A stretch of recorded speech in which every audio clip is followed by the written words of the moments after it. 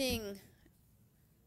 I call this meeting of the Pearland Independent School District Board of Trustees to order on September 12th, 2017 at 5:03 p.m. Let the record show that a quorum of board members is present, that this meeting has been duly called, and that notice of this meeting has been posted in accordance with the Texas Open Meetings Act, Texas Government Code, Chapter 551. Let the record show that trustees Murphy, Floyd, Barry, Decker are present. Beegler will be absent this evening, and Gooden and Botkin are on the way. I just spoke to Charles. He's okay. All right, so this is the portion of we're going into public comment. This is the portion of the board meeting where the board receives input from patrons. Each person who addresses the board will have 5 minutes to speak on his or her issue. Because of topic posting requirements of the Open Meetings Act, board members will not ask questions of the patron and will not answer any questions posed to the board by the patron. No action can be taken on any issue presented during the patron comment segment of the board meeting. Patrons addressing the board will be notified when they are approaching the last 30 seconds of their allotted time to speak.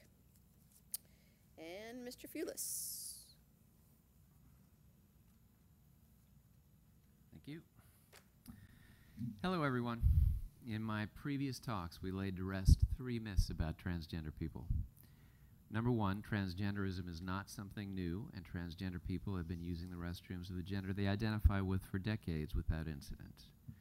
Number 2, transgenderism is the result of biology and not choice. Number 3, nowhere does Christianity require anyone to deny any rights to transgender people, least of all bathroom privileges. In fact, it does quite the opposite, commanding us only to love them and not to judge them. I don't see a clock. Is there a clock? Should I wait? Yes. Okay.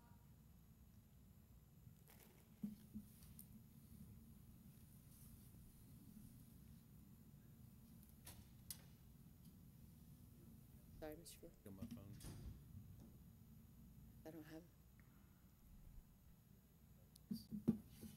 No one in there? Okay, thank you.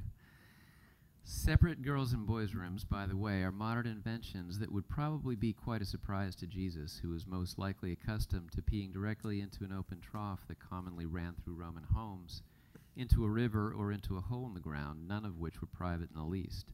And yes, the women of his time did exactly the same. But there's one more myth out there that may be confusing the board's direction on this issue, and that's the one being propagated by Austin politicians. They say that they are only trying to keep, quote, men out of ladies' rooms, unquote, and that their proposed legislation has nothing to do with transgender people, as if it wasn't already illegal for men to assault women in restrooms. We could talk about how disingenuous that is, but I think that would distract from the matter at hand.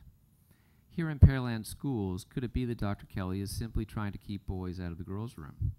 Does he ask what would stop any boy from using the girls' room if we allow transgender girls to do so? Setting aside the fact that no young male would be caught dead going into the girls' room, and that we haven't had real issues with it since public schools began, I have to treat that as a legitimate question.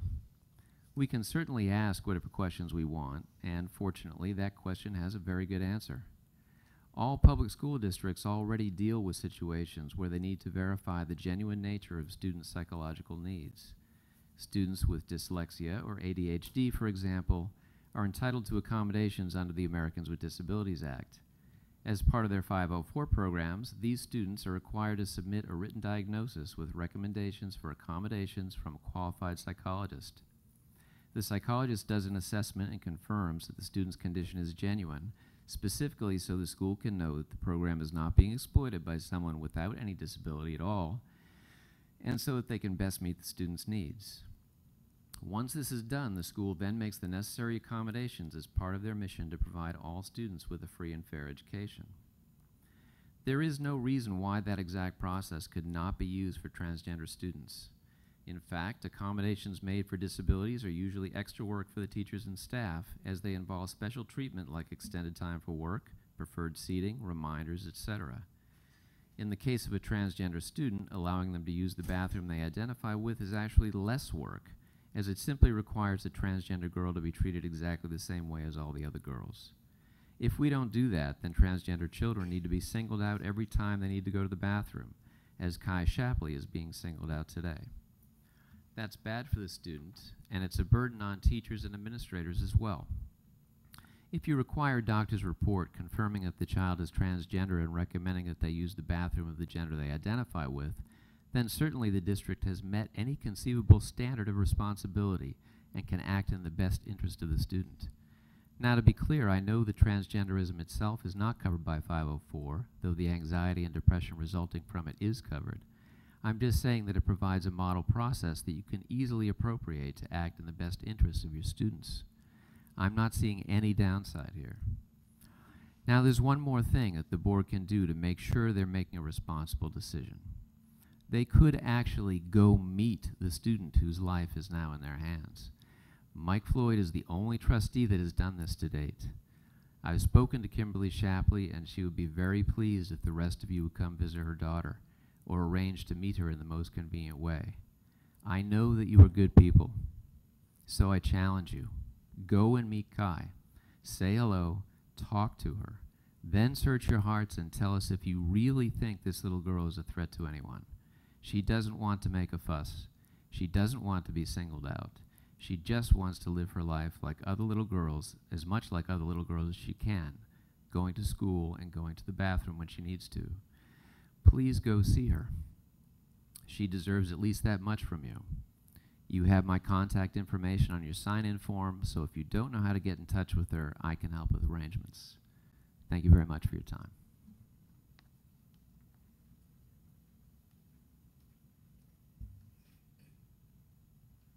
Okay. That concludes public comment. No one else has signed up. The board is going to adjourn into executive session.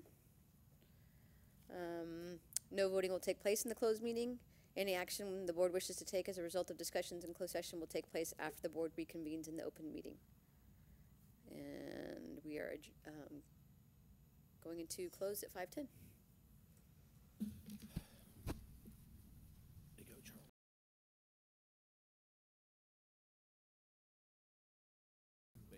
Okay, the board will reconvene in open session at 6:12 p.m. No action was taken in closed session. Is there a motion? No, we do that after. Yes, sorry. I make a motion, move we accept and approve the superintendent's recommendation for employment of personnel as presented. Second. So I have a motion made by Mr. Botkin and a second by Mr. Gooden. Any further discussion? Hearing none, I will call for the vote. All those in favor? The motion carries 6-4-0 against 1 is absent. Ms. Biegler. Okay? So we have opening remarks. I think we're going to stand for the... I pledge allegiance to the flag of the United States of America and to the republic for which it stands, one nation, under God, indivisible, with liberty and justice for all. Under the Texas flag, I pledge allegiance to thee, Texas, one state, under God, one indivisible. All right, have a seat, everybody, please. Good evening. It's good to be back in regular school. I know that there are not many parents and teachers and students here tonight, but I was going to say just a word of thanks to our students specifically and our community members who came out to assist each other this last week during Hurricane Harvey and all the flooding. I think that really showed we are a strong community here in Pearland, that we care for each other, even if we have disagreements once every while. I did want to mention, I had when I heard the news of Sergeant Steve Perez, the Houston police officer who tragically died, it's good to remember him in his service, 34 years, I believe, in the force. And I'm just very grateful that we didn't have any situation like that here in Pearland. So if you would take a moment and just remember him for his service.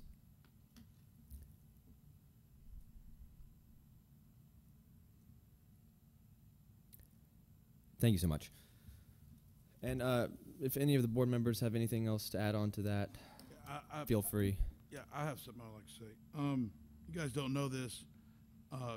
Our neighbors down the road, Lutheran South Academy, was completely destroyed. They got some major, it was just over there today, as a matter of fact. And our very own John Kelly actually volunteered over there and spent a full day trying to help them get things repaired, pull up stuff off the floor, volunteer on his own time, going over and helping Lutheran South. Even though they're a private school and we're a public school, does not make a difference in our eyes because we're all one community. And I commend Dr. Kelly for going over there and doing that. That's on his own time. And we've also our district has reached out to them and helping them get back to normalcy. With those kids, there's a lot of kids over there that have no extracurricular activities, and we're trying to do their best to help out. So I commend the school district for reaching out to, which is a lot of community members, citizens, and their children go to that school, and I commend that from our district. So.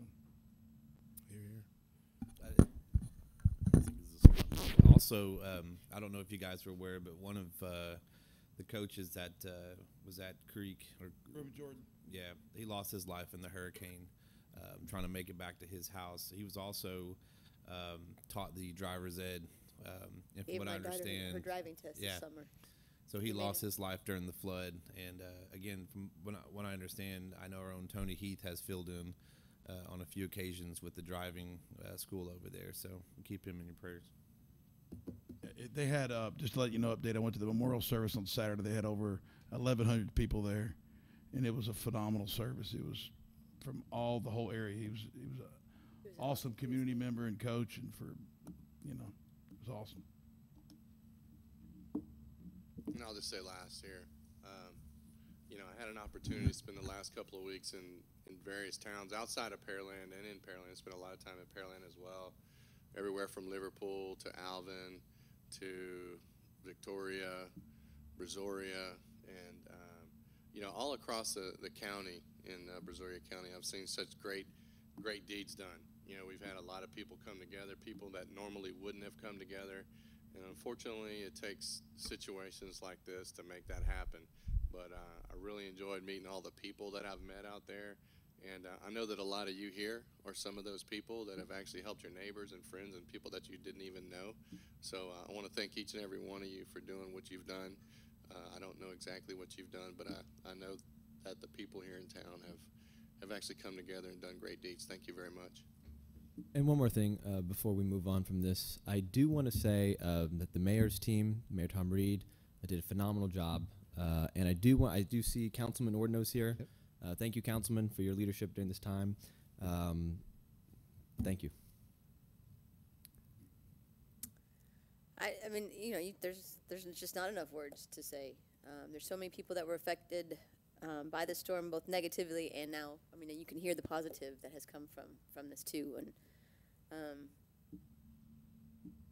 I mean, there's not many words more that I can say, but I just am so proud of this community and that I live here, because I know that we are a family.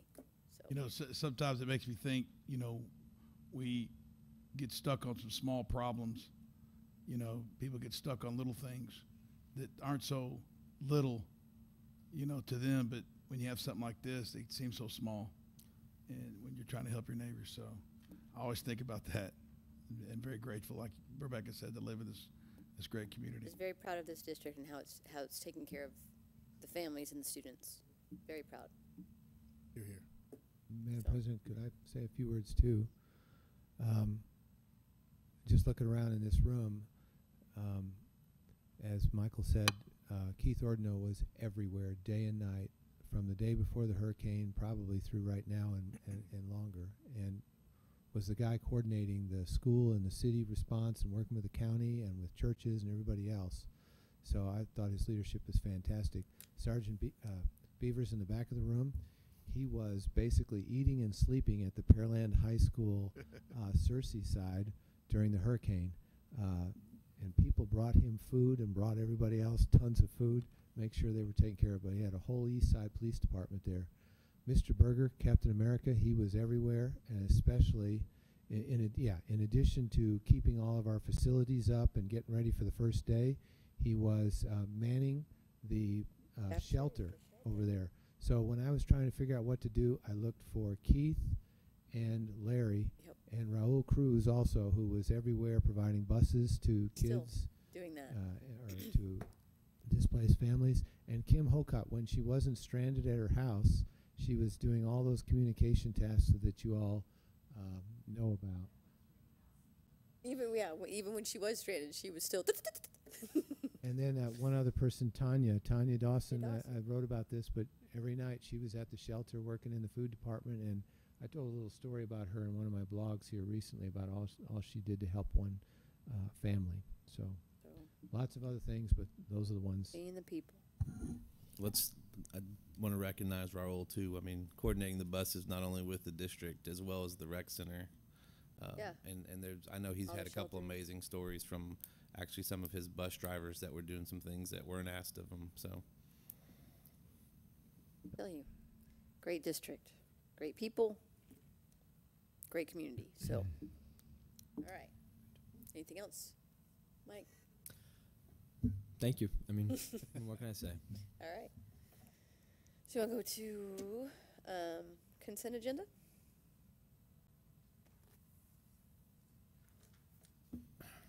Your motion. I did want to pull 7. Okay, you're pulling 7. All right.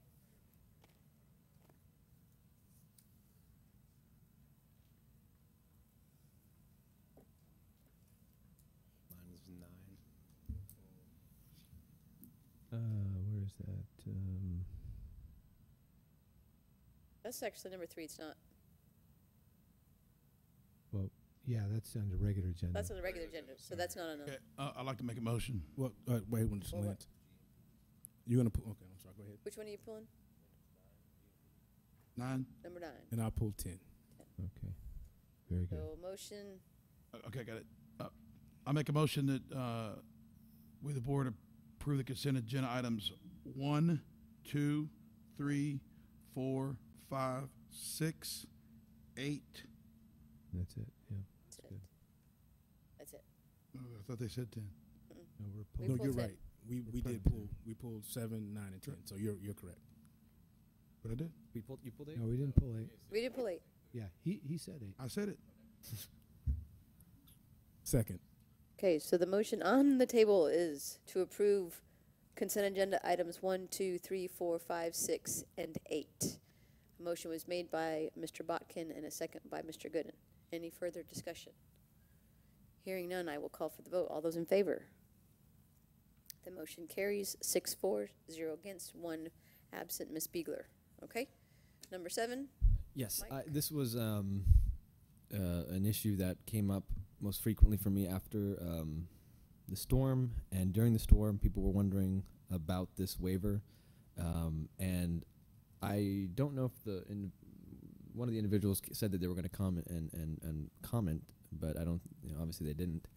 But I just wanted to reassure that this was not going. That week was not going to impact the quality education that our students are getting. I just wanted to get it on the record. Yes, sir. Yeah, the commissioner has been very good about this, and basically he has excused all those days. Now, tonight you are taking that action, and then it's forward to the TEA, but it's an automatic. They will Right. grant it. So we will not be making up any of the 6 days lost. And our students are still going to be the high caliber they always are. I think so, and This we week is not started gonna- earlier than just about everybody but Deer Park, so they started the same day we did. So I think we had 97% attendance on the first day back and almost 98% on the second day.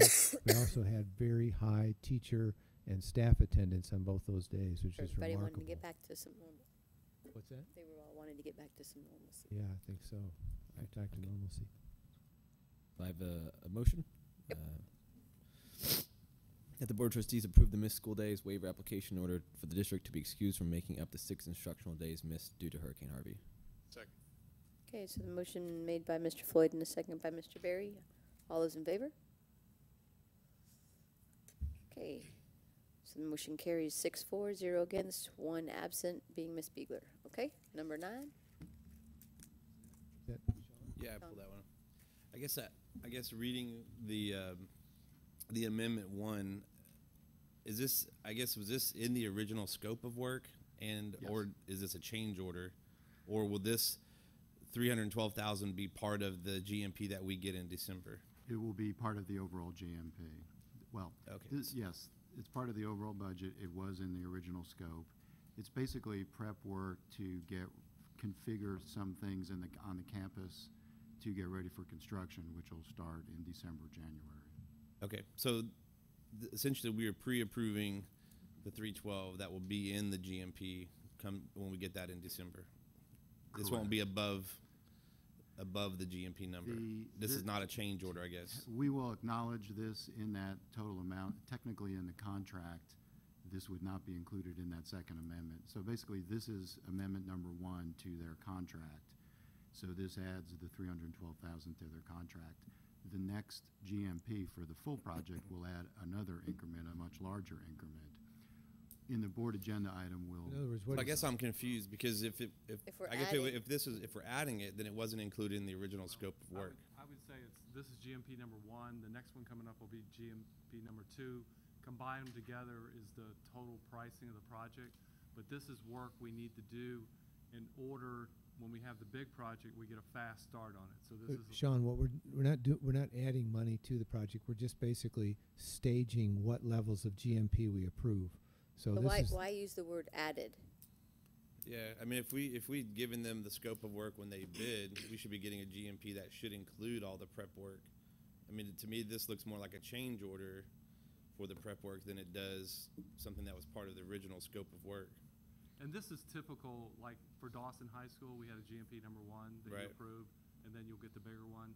Most projects like this, there's always a smaller one in order to get the bigger project to get it to have a fast start. But it's part of the total budget for the bond project. It's not an additional money. And so Sean, you prior approved the use of this firm and started Right. down the road Right, with the we did that. contract. Now they're going to slowly bring us, as the design phase goes on, the GMPs for that project, so that you have these decision points before the final thing is the final GMP is. I just thought it was one GMP. Yeah, One I guess that's guaranteed where I'm master getting price from confused. beginning to end. I didn't realize we were going to start working in phases of these projects. I guess 3 months ago, I asked for at least a guideline on the 35 projects that we approved and how much money has been expended for each project. I'd really like to see that, because it'd make my life a lot easier than having to go back and search through all these agendas and stuff like that. We can But do that. really have an understanding of exactly where we are in each proposed project, so that as time goes by, it would be easier for us to just reference to say, hey, okay, this project, our Durotech is on this phase of the project, this is how much money we've spent towards their part of the project, right?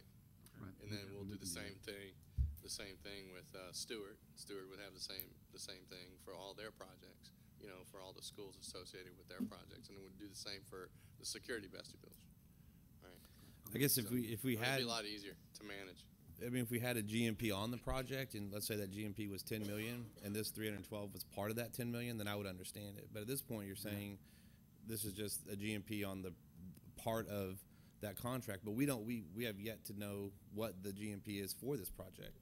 So so now you're just really approving a GMP on a number that you don't know. But it provides us security each phase, so that we don't, for example, let's say we were unhappy with the GMP that we tried to agree on for this first phase, then we can back away and take a longer look at it and decide whether that relationship should continue as it is.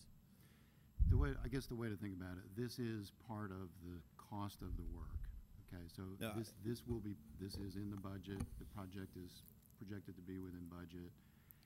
It's just Right, broken but up if we into two don't different have a phases. total GMP of the total project, then how do we know this is not up and above what the total project costs? Meaning, if I know the total project is 10 million, and we're not going to get that till December. If the total project is 10 million, this 312 is part of that, because it's part of the scope of work. But right now, we're saying we don't know what that number is. So this could essentially be added to that. The overall The number. overall GMP for the total project. We don't know what the total number is, right, for the GMP for the project. That's correct. We could wait and do like one GMP like you're describing, but it would make the project much longer. So by doing this up front, the project will get completed faster. And if we waited and did it all at one time, it's just going to be a longer project. So Well, why not? Why don't we do that? I mean, is there some sort of payment that needs to be made up front? I mean, what's going on here? It's not a payment. It has to do with the logistics and the timing of the project. So the overall project schedule assumes a start in January. So we'll be coming to you in the December board meeting with the overall GMP for this project. In order to start it effectively in January, there's some upfront work that we need to do over the fall to get the school ready.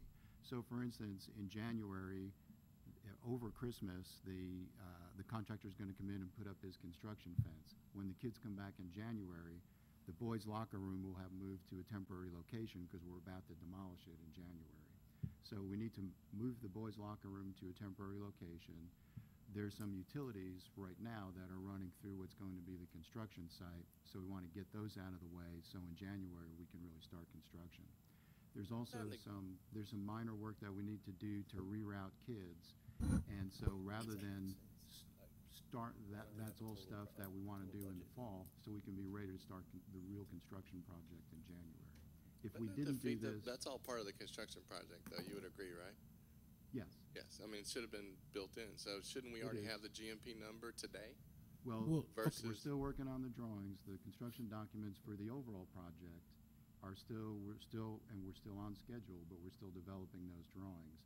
We're about to go out to bid for that in October and November, and then come to the December board meeting with that price. So it's just a timing issue. It expedites the construction project if we can do this prep work in the fall. Kind of defeats the purpose of having a GMP if you're going to do GMPs all along. Well, okay. What is the total top line bond budget number for Junior High West? And the point I'm trying to make is that regardless of how many GMPs we do or how many phases they break under, this is all going to stay inside that number. Right. It's right. just broken down into two parts. Right. And so this money goes towards yeah, I got that. Yeah. So we're not this is so if I'm gonna just throw a number out there and say it was 10 million. The GMP for the total is not gonna end up being 10.3 million.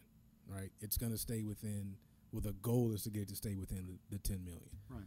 And what like from Mr. Pasha's response to my email earlier today about what exactly they were doing, this is kind of typical. We know we're going to do a certain project, and you go out and find out what's in the way.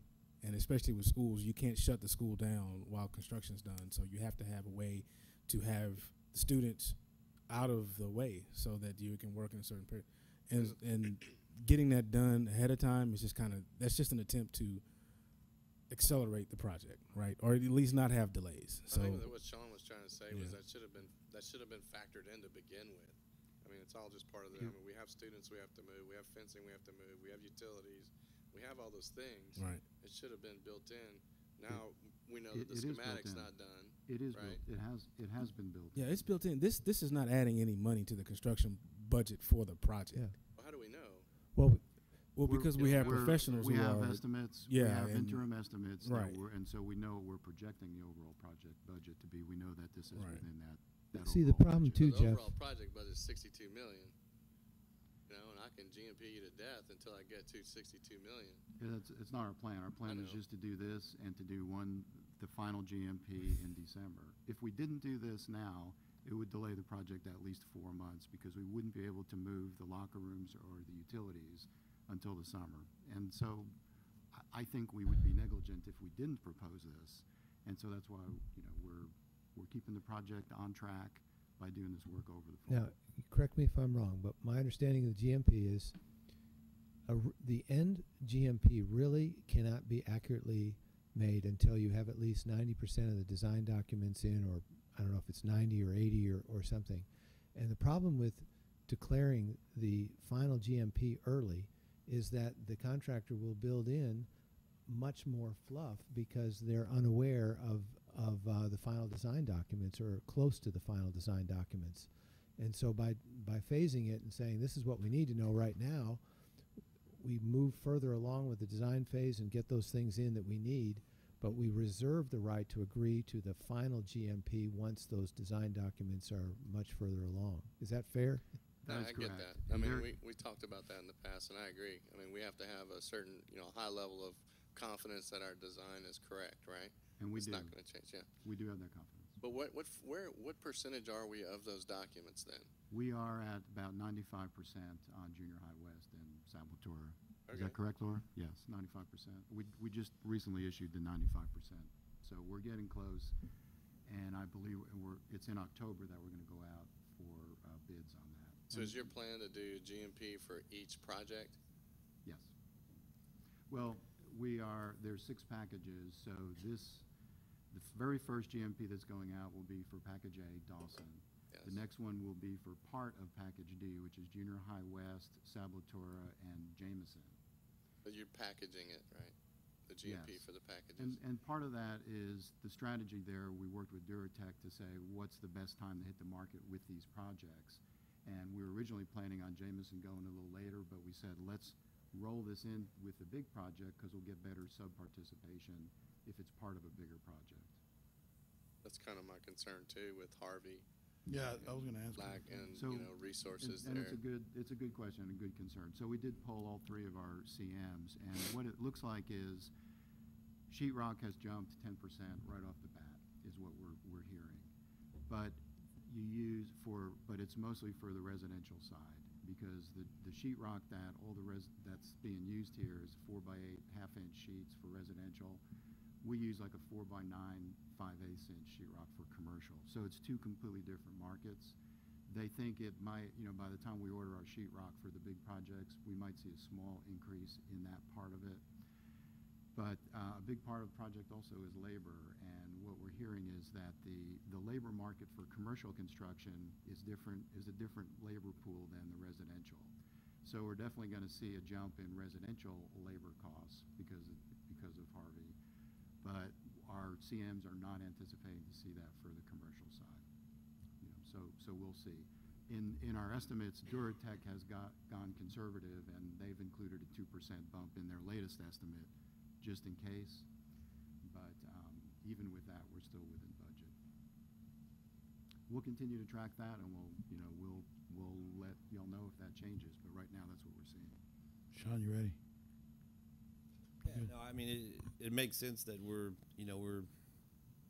GMPing out this part of the project so it gets done. But preferences, I like to see the complete GMP so I know whether or not, again, this is built in or not built in. And it's hard to really see that without, having the complete GMP in the project. And, I mean, we are 95%, done with drawings. We're essentially 90 days out from start of construction. I mean, we're in the middle of September. So, but again, it makes sense why it has to be done. Obviously, we have to do the prep work. We're getting a GMP on this part of the setup on there. But, hopefully, I don't know, in the future, if we get those GMPs, I mean, Or at least, I think Guesstimate. what, I mean, we're not, yeah. I mean, if we're, as Charles asked, maybe, and you too, Sean, maybe in addition to listing what we have on this page, the total amount that was to be expended on that project, so at least you have a At least you can have an proportionate idea. sense of And- how much. Well, And and I want to acknowledge that Jeff has asked for the list several times now. So I think that it would help. I mean, because it's true that, he's having to, and we're having to look back at different agendas to try to, you guys have it. So I know it's out there. So if we Right. can't just get a, We'll provide Especially that. we're talking about And- bond stuff. just so one- that we were on track with you guys. If I could just address one thing, that is a valid concern, Sean. Generally, it's more of a concern if we were asking for a GMP for like half the project. So this is going to be a $15 million project or something. It is a concern if you're getting a GMP and committing and starting construction, not knowing what half of your project is going to cost. But since this is a pretty minor part of the cost, and our estimates are still showing that the overall project is projected to be under budget. It's, you know, it's a relatively Right. small And I'm risk. definitely more comfortable knowing that this was in the scope of work and it's not, you know, a Additional. change order, Yeah. you know, that they're coming back to say is needed. So Make a motion then, Sean? I'll motion that we approve the item as presented. Second. Okay, so motion made by Mr. Murphy and a second by Mr. Gooden. Any further discussion? Hearing none, I'll call for the vote. All those in favor? Is that a yes? Okay. All those opposed? Okay. So we have 5, 4 being Murphy, Gooden, Decker, Botkin, Floyd, 1 against, Barry, and 1 is absent, Ms. Beegler. Okay, 10. Okay, item 10. and number 10. All right, we have the deductive change order, and Mr. Posh, I was going to ask you just one thing on item 10. Just for the purposes of the record, we're looking at the final payment and final closeout for the Pearland High School job. Could you just confirm for us that that job's completely done, no punch list items remain? We're completely Yes. finished? Okay. Yes, and actually, that's Larry and Matt were running that, and I did confirm that with Matt today. Everything's done. Okay. Motion. Well, I was hoping you were going to also add to that, Charles. You know, this is really good news, this item, Yes. because it's a We will save deduct money. of $981,000 below what we had originally We have $1 projected. million. Yeah, it's a saving of $1 million. Right. Good. More than that, though, didn't we Well, fund also- like 5 million and we're only Well, spending 3 or? Yeah, I don't have that off the top of my head, but we will take less from the reserve fund than what we originally projected, which was $5 million. Hopefully we can bring our number of days back up again. Yeah, The reserve that would fund. be nice. Yeah. That would be nice. Well, that right there is It's a good start. a point, Yeah. half a day, right there. Yeah, that's what I'm saying. All right, I will move that the board approve change order number 1 in the amount of a deduction of $981,786 and authorize final payment to Comex Corporation for the mechanical, electrical, and plumbing renovations at Pearland High School. Second. Motion made by Mr. Gooden and a second by Mr. Murphy. Any further discussion? Hearing none, I shall call for the vote. All those in favor? Okay, motion carries 6-4, 0 against, with Ms. Beegler being absent. All right, so we're moving on to regular agenda. Yes, ma'am. Madam President, consider resolution concerning employee pay decisions relevant to Hurricane Harvey, school district closures. Fortunately, you may remember this if you read the minutia, but earlier this year, TASB worked with us to update our policies, and one of those policies did directly govern this, and that's policy DEA local.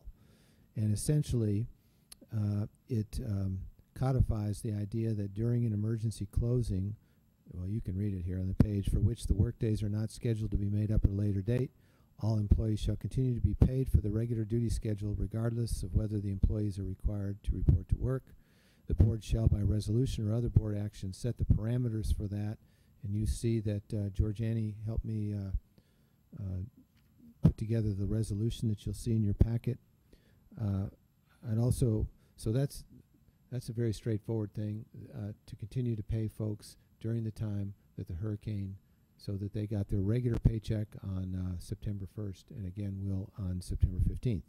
In addition, this second paragraph says that wage earning employees, or what they call non-exempt employees, who are required to work during that same period of, in our case, 6 days, they are paid another half of their pay for that critical personnel duty.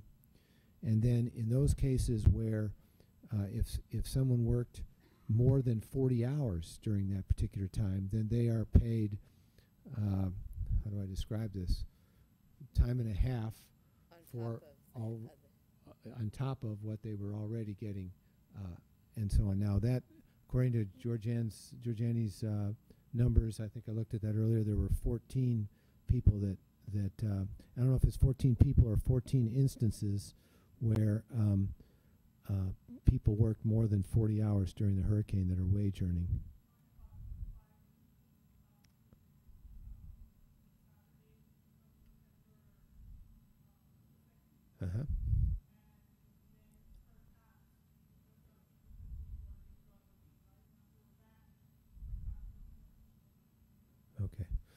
So anyway, I think we calculated the total cost as we're putting all this together at about 70 something thousand for all of the additional work during the hurricane week.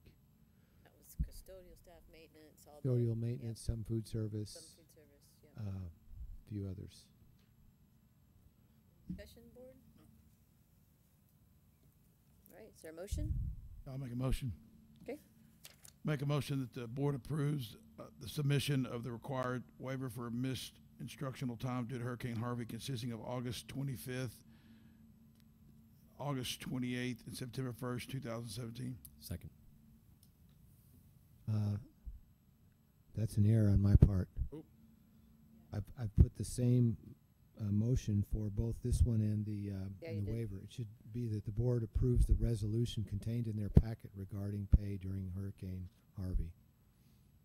Yeah, Apologize. I retract that motion. yeah, strike that. Wait, remove your. Strike that, extension. please, from the record. Board approves the resolution about pay during Hurricane Harvey, or words to that effect. Okay. Okay. I'll make a motion. The board approves the pay The resolution. the resolution for pay for during Hurricane Harvey recommended by the superintendent. Second. Isn't this- Yes, that'll do. Okay. Resolution's in the board packet. All right, so I had a motion made by Mr. Botkin and a second by Mr. Floyd. Any further discussion? Hearing none, I'll call for the vote. All those in favor? The motion carries 6-4-0 against, and Ms. Beegler being absent, one being absent. All right.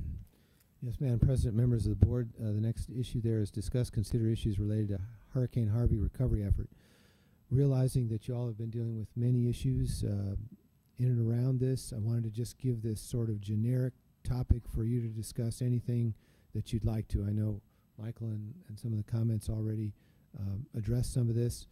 I would like to say that our HR department and myself and others are working on the possibility of personal leave related to those affected by Hurricane Harvey or those who attended here on a non-work day in order to be ready thereafter. So we are now working on that, and be glad to answer any questions or other issues that you'd like to. I'll make a motion to table this till next month when you have more opportunity to take a look and review the scenario. I don't know that was actually a table. What, Jeff? I'm sorry. Table the conversation, I guess, if you want us to have a discussion. We're trying to make a decision on something, so I would rather us table our conversation until Dr. Kelly's had more time to research And get the 2 get days you more facts. than to come back to us with Okay, some on that definitive data. particular thing, but I didn't want to table the entire item because I had something I wanted to add. Right. As Right. well as I. Okay, so we're gonna table the discussion on No, the okay. the leave What days. discussion? In other words, what we're saying is within the Hurricane Harvey discussion, just this small thing that I just brought up, which is the leave, you guys are basically asking me to come back next month with more information so you can consider additional leave in connection with Hurricane Harvey. I do want to make a point on that, and not to open discussion, but to express that I am very strongly advocating that any affected employees or students, for that matter, not have to use sick days to make that time up. Okay. There are issues to work through with that. Yeah, but we'll talk about I'll it tell you more. once you get all the facts. That's the reason for the motion. I think Right. we have a lot of things to work through, and I think that But Yeah. the fact is, our we're hearts are looking in at the it. right in the right way, right? Yeah, I mean, I think we have to go through all the proper channels and make sure. But yeah, we're going to look at it. That's what we're correct. The days, Yes. yes. Okay. And so you'll get back to that for next month. Next Next month, next yes, sir. month, no later than. Yes, sir. So But I that- know you so that all are everybody, wanting to do what And you so can. our staff and members so don't have to Yes. Right. worry about Absolutely. this. right, we have contractual things to work through too. okay, you Okay. have some questions? My question was about the students that are, there's obviously a lot of physical need that's going on, and there's a huge response in taking care of that, emotional and so forth and so on. I was concerned about I guess, what are our concerns as far as their academic performance for the year? Are we going to need additional resources for tutoring?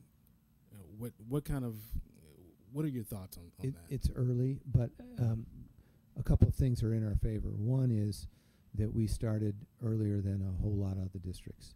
The second one is that the commissioner was told by us superintendents last week, and then Lieutenant Governor Dan Patrick was told today by us that accountability has become a problem for a lot of school districts because there's districts hit far worse than us.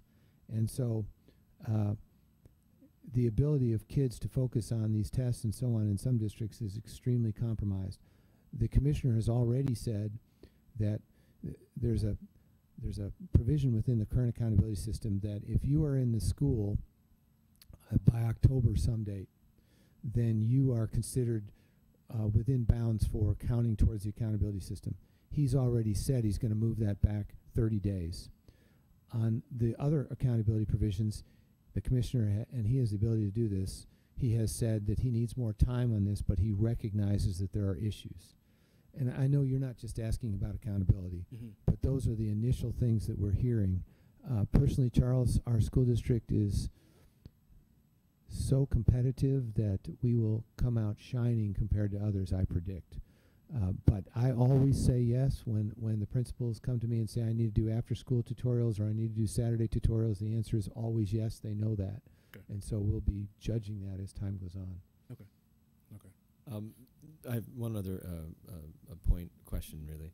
The 3 campuses that you indicated that were slightly damaged, not significantly, what were those campuses? Larry Lawhon, and what were the other 2? C.J. Harris. Okay, and so, God forbid anything like Harvey happen again, but thinking realistically, another hurricane could come. Maybe not this season, but next season or the next season. Are there any steps that we've been taking or even thinking about, maybe not taking yet, that may be premature, to prevent? You want to take a swing at that first, Larry? While he's coming up, I will add that we do have a group that has offered to come in and do free engineering look at all of our buildings to determine if any of them have been damaged as a result of the hurricane, because that plays into FEMA reimbursement and other things. But go ahead. On the buildings, I give my hat off to Brazoria County Drainage District. None of our schools took on serious flooding. The water that we did get in was from roof penetration that we knew about, and Hawk Roofing is working to repair those. We have the windstorm people coming out on Tuesday to re-engineer anything that we may have missed. Any of the other water penetration, especially at Lawn, came under the threshold. So we've talked about, like we did at Barry Miller, because we knew we had a water issue, is siliconing the doors. So if we know the water's coming or if we know it's flood coming, we'll go out and do some better preventative measures in those areas of low lying. But as far as structural damage or anything that we see, we felt that our schools fared very well. Okay, yeah, and I completely agree. But in the case that, well, I guess it's a case-by-case basis, if per hurricane, right? So with that in mind, I don't think I have any further points. But we have our claim and things of that sort started, right? I'm sorry? Our windstorm claim, we have that filed and on record with the carrier? Correct, and we're working, I got the policy from Connie Hill today, which we're reviewing, and then we're meeting with the windstorm people on Tuesday to get all that flowing and going. Oh, okay, the windstorm adjusters. Yes, sir. Oh, okay. Okay, good. Dr. Kelly, I just had one question. Do we know of all of our employees how many were affected or displaced that are? Yeah, I don't have a good count on that. Here's the informal what I know.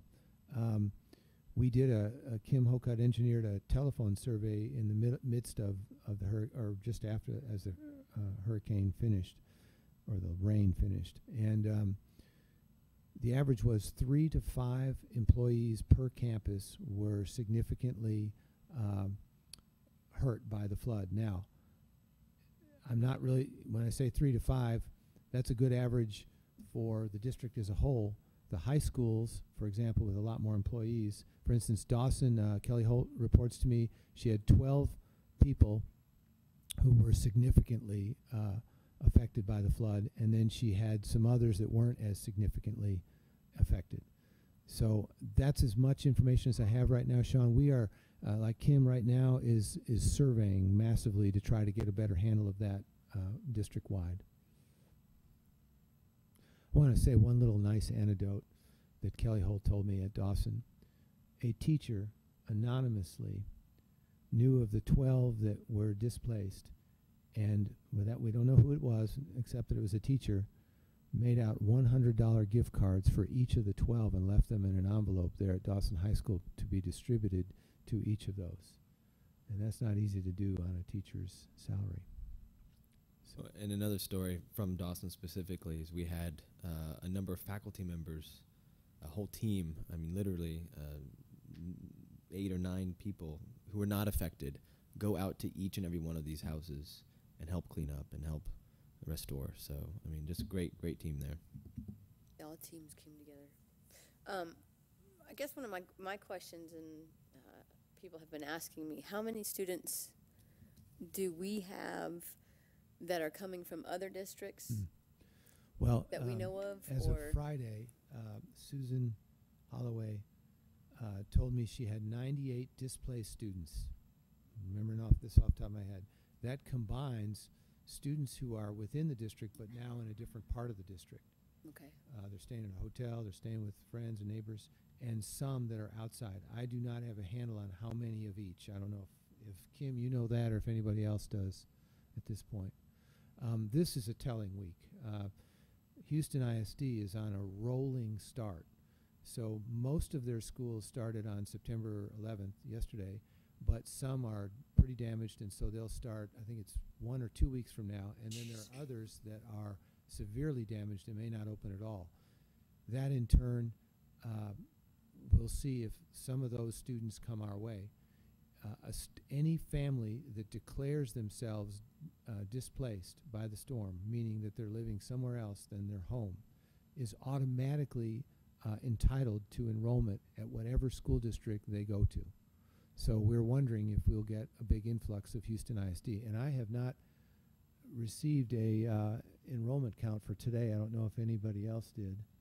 But so I'm curious to see if it's picked up today. Because I've heard, that some of the Pasadena schools were damaged, and so that they're combining some of their campuses. Yes. So Intermediate schools.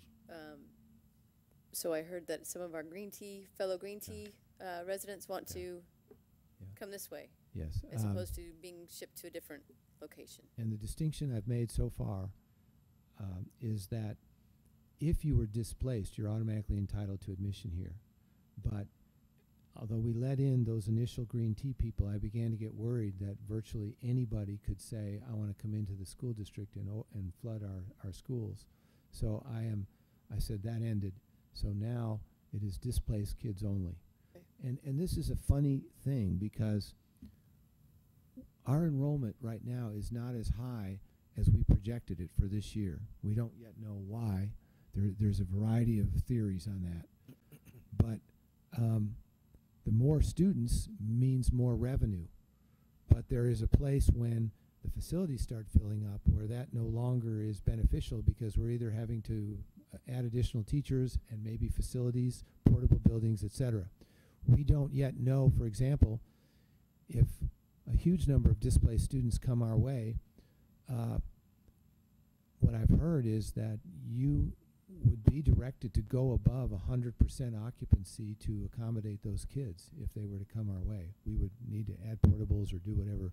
But so far what we're doing is we're channeling any such request to open schools within our district. And I think I sent you all a list of those open schools. It's just the Pearland High School, it's just Junior High East, it's Alexander and Jameson, and then there are Massey Ranch and 3 other elementaries. Rustic. Isn't Rustic? Rustic, Shady Crest maybe, and one other that we consider open right now. If we did not get reimbursed for that? Or? That's my question. Well, paid per student. The reimbursement Where is would it come the from? ADA per child. In That other would- words, they'd be treated like our kids. They'll be treated like our kids. From the state, so, it would, Yes. okay. And I guess those districts that they're leaving would not Now, get that. Here's something the commissioner said, Lieutenant Governor Patrick said today, that he's not going to let any district lose money because of a drop in enrollment caused by Hurricane Harvey. So that it probably doesn't affect us. I mean, we probably are not losing kids over that, but other districts are. And so he wants to at least make them even with the school funding formula. With us, having less students than we projected, we have as many as we did last year, but less students than we projected could cause a problem for us. We don't know yet. We'll see. What's the criteria? They just have to claim they're displaced, or they have to bring, I mean, what? Yeah, Susan Holloway has been lecturing us all on this, but essentially, Did a signed document and there? Tanya back there, Tanya knows this law very, very, very well. And basically, to paraphrase Tanya, if they claim they're displaced, you must take them in.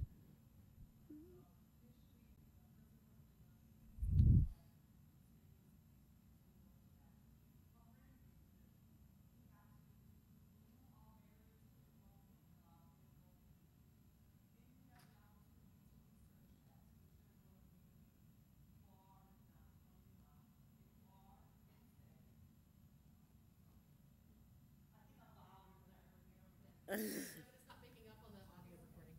So you have to remove all barriers and allow the students to enroll. And once you enroll them, and then you get to question. So then Susan Holloway and her office would go through and make a determination. If we determine that a person does not meet the requirements, which are that don't hold me to it because you caught me off guard, but that you are living your house has to be adequate, fixed, and there's one more. But if you don't meet one of those three, then we get to take you out. Or we get to say that you don't get to come to our school district. Stable. So, I mean, basically, if you part of the hurricane and you live in a house that's unfit to live in, you're displaced. You can't live in your home. Do you know? So, for instance, a family that's went to a school in HISD, they're displaced in a hotel in Pearland, right? Absolutely. You can enroll in Pearland because you are temporarily homeless. Okay. But basically, we get to investigate. So you Sure. can't just say, "Oh, I'm homeless or I'm displaced," and you just come. We do get to look into it. Once we look into it, if we determine the answer is no, that you are not displaced, there's a process we go through under board policy that we say, "No, we don't believe that you meet the qualifications," and then we can exclude you. But if you do, then you get to stay and everything is smooth sailing until the end of that year in general, or the end of your homelessness. And how do we go about? Go back either way. I'm sorry, Either way, right? So either the end of the year or at the time that they're able to inhabit their home.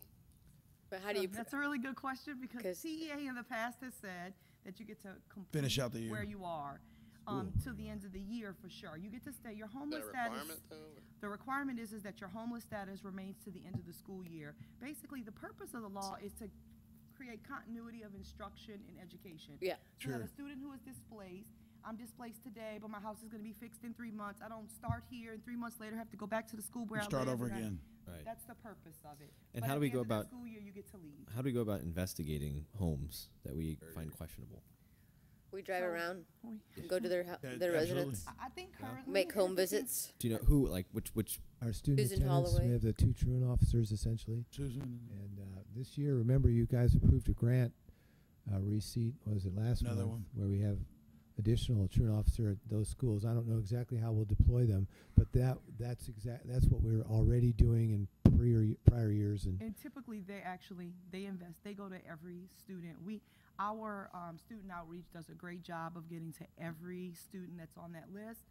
We check them out, make sure that there aren't any services we need. Basically, Susan is the liaison, and she's required to go and meet with each of those families, do everything that we can. We do a great job of meeting with them. We're going to continue to do as best we can in this situation. The reality is we could get overwhelmed. We haven't gotten overwhelmed just yet, but we'll do the best that we can, and we will err on the side of caution in order to make sure that we are doing what we need to do. And Charles asked me about this earlier this week. I really want to make sure folks understand this point. Initially, the first day, in my zeal to help everybody affected by Hurricane Harvey, I said yes to some folks in one area of our district. I think it was about 8 kids. And what I knew but didn't focus on was that they were not displaced. They were in an adjoining school district and had basically said, it looks like that school district is going to combine two schools. We don't want to be in that combination. We'd rather come to Pearland. Well, then I began to think through that, and man, there's a huge number of people that could claim that. So right now at least we're sticking with what the law requires. Greater Houston area could come down and say, Yes, we're sticking with our rule for transfer in. And Yes. so currently our transfer in process is closed unless you fit one of the definitions by law that will require us to permit you to be here. So I think we're good. Thank you. When Katrina happened, we took on many students. I don't remember the number, but the same scenario. So. Questions, board? Nothing else? Thank you, Tanya. So where did all the other, the supplies that were here, the donations that were here, where are they now? Because they were in this room. You guys were awesome. This room was filled. It was filled. I have to say, this entire wall was from wall to wall, all the way to the ceiling, toilet paper. Right. So has it been distributed to all the families? So everybody, So for 2 days, we had employees come in. okay, Last Friday was custodial maintenance, and they did a great job. right. Other employees came in, and we opened the community on Friday. And all that was left at that point was the clothes. Wow. And they're gone. Okay. The other question I had was dress code. I know that a lot of students were taking quite. Did you really have to bring this up, Rebecca? I did because I just want to make sure that, because in my job, in my profession, that's what I do. What so we have said is that it was only for that first week, so we are now in the process of enforcing it again. And I have not had it reported back to me how that's going. right. But I know that if there are still circumstances Yes. that we're helping if you're out. hurricane related, then of course you. And I just want to put a plug. I mean, we have 6 CIS campuses. That's what But the feeling was that if we delayed it any longer. No, I got it. But just know I that think it should be back to normal. that there's still resources out there for people to contact. Yes, ma'am. Yes, ma'am. We have the PTA swap shop. I know for sure. Right. On the extended hours swap shop, I know that CIS has stuff. So, and they're sharing among other campuses, even though they're not at those campuses. Yes, ma'am, that's so, correct. just so you parents listening out there, there are still available resources for you to tap into. Yeah, we see our job right now in a lot of cases is channeling needy parents, staff members, et cetera, to the right places, whether it's the neighborhood center, Crossroads Church, other entities, the swap shop, et cetera, to take care of all those needs. And I look at it as this is not a sprint, it's a marathon. Yes. And it'll last. I know that all my training that I do, it goes forever and ever and ever. So I don't want it. I know that everybody seems to be wanting to help right now because it's the heat of the moment. Let's not lose sight of the fact that people are going to be displaced for a long time. These kids they saw dark water rising. And I can't imagine what what these little kids, even parents, even talking to them, I'm talking to people today that, they're having nightmares every night of being flooded. And I can't imagine what a student coming into a classroom not knowing where they're going to be staying that night or whatever. So that reminds me, we brought in some help and assistance in counseling and whatnot. Yeah. How's that going? We're just examining needs right now. The first few days back, we did not have a significant number of kids or parents who asked for their kids to receive counseling. That may change now. As you heard previously, we're waiting on our brand new coordinator of counseling services, and she has already visited, I believe, every single campus before she's officially with us, and starting to diagnose those needs and so on, what's needed. One of the surveys, I guess, was sent out. And, I think on the survey it said that there was 15 kids on the survey that said Pearland High School, the first day back, did that survey. Yes. And it was just kind of informal thing. I think that they hit 2,000 of the 3,000 kids something like that. And yeah, there was, I forget the number, but there was a small number that needed counseling. Yeah, there was, and that was done at, just That's for the people biggest playing at school. home, it was just done at Pearland High School to get a breath of, you know, what we're dealing with as a school district. And 15 of those kids said that they were having some issues with the storm. So, you know, there is a need. If they're just getting it at Pearland, then of course, you know, there's a need. Yes. And that's just 15 that admitted it. That's Right. But the good thing outside of was is 97% of the kids. I think one of the sayings was it said something along the line they felt fortunate. One of the taglines was that was like a big high thing. So many kids felt very fortunate to be in the great community and not being flooded. So that's another great thing. Well, and I know that we have parents in the district that they don't like to ask for help. One of my CIS find 'em. colleagues, they were checking with their students, and the mom said, "No, we're okay, we're okay." Well, then the CIS coordinator, ran into this mother at one of the, not the shelters, but food distribution place, and they got to talking. She said, "Oh no, we're fine, we're fine. There was only 5 feet of water in our house." Well, that's not fine, you know. So, I mean, they were fine because they had their help. They had their family was all okay, but they lost everything. So, You know, it's just one more thing I want to bring up. You know, a lot of school districts, school boards around the state. I have a very good friend of mine that's a school board member at the Humble ISD, and I called her as soon as I saw what happened to Kingwood, and I said, "What are y'all going to do?" You know, that was my first thing is, "What are y'all going to do?" And she said, it was the hardest, the most difficult decision she's ever had making her life. And if you don't know, what they're having to do is the whole Kingwood High School is having to go to Summer Creek High School, and they're splitting half a day. Mm-hmm. And so half the day Summer Creek goes, and the other half Kingwood goes, and it's absolutely incredible the way, I mean, to me, to work that out and even come to think about that, having that campus. But, you know, I would not want to be in that decision. And I talked to her for quite a while about it, and it was very laboring for them to figure that out. But 2,700 kids at Kingwood High School. So, once again, we're fortunate. so not a sprint; it's a marathon. We got to keep the eyes and ears open, make sure our kids and staff and families are okay. Okay. Any other discussion? All right. Next one is the considering the purchase of the school buses. Yes, ma'am. There is a Senate Bill 693, and I've been keeping you up to date on that over the last couple of months.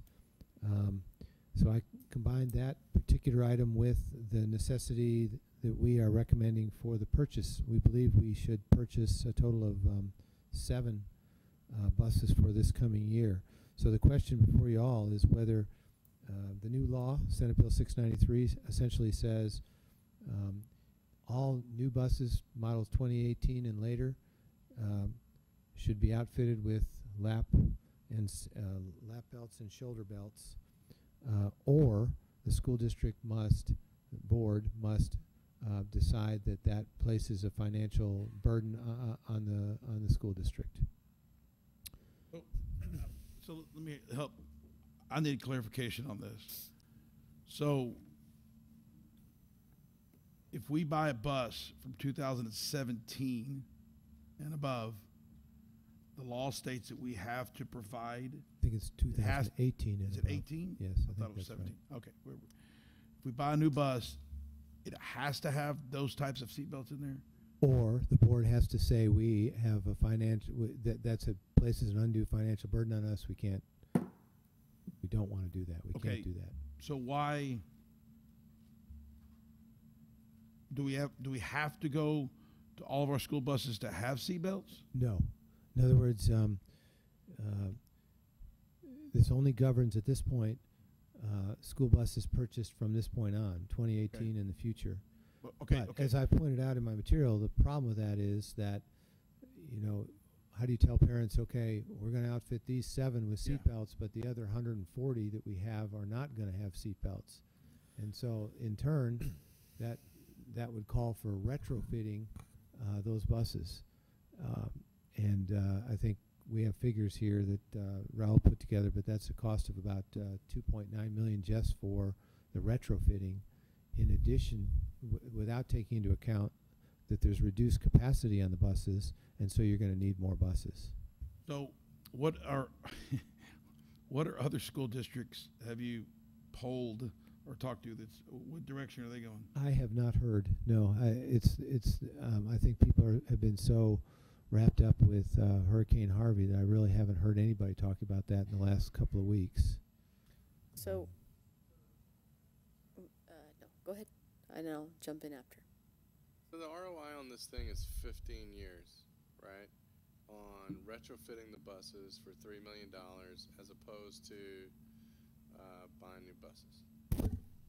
So No, we would still have to, because we're losing capacity, we'd have to buy buses. well, okay, so they're asking for 7 buses, and that would entail 28, right? If we had to, Over 4 years, maybe? no, in your documentation it says that it would require 28 buses, but you're asking for 7. If we were to retrofit all the buses, I would assume that means we'd have to buy a total of 28. Yeah.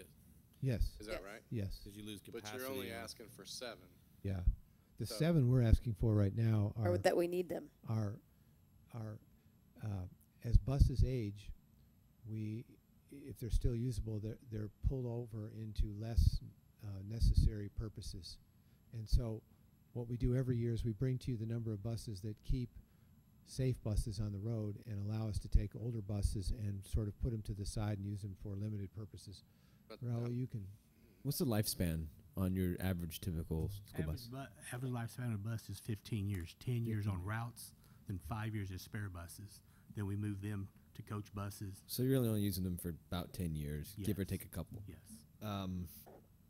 And so eventually we're going to have to buy 140 new buses, plus some for growth, keeping some for spare. My Right. question is, if we are going to already have to buy buses and put seatbelts in them, wouldn't it make more sense to do it at a staggered pace instead of doing it all at one time? Right, because what we're talking about, if you do it all at the same time, retrofit the older buses, Right. you're going to have Mr. Botkin. Why can't my child ride that bus? Right, but Then Mr. Mr. Botkin could also say, why does my kid have to ride an old bus? When you're already Exactly. buying a new bus, Yeah, the but- inequality is already right, going to be right, there. Right, but we'll have more of them on the seat belts. Yeah, will be. Yeah. Definitely You know, more. for example, Mike, Houston ISD, I read this in an article, so I'm hearing it, or taking the article as factual. But they said that Houston ISD passed in 2015 to outfit all school buses with lap belts and seat belts. 2015. 2015. Yeah. Here they are in 2017, they've only been able to accomplish half of that. Right. So, you know, Well, HISD is a different beast. They yeah, have but a my lot more than point is 140 that buses. equity issue. Well, my argument is the equity issue is already going to exist, and it already exists today. You have the buses with the blue seats, the buses with the white tops. They're very visible inequalities of a new bus versus an old bus. When I was in school, earlier on, there was a red bus. I'd never seen a red bus before, but now it's gone. I'm assuming it was very old. Maybe it was rusty or something, a rusty bus. But my point is the inequality is already going to be there.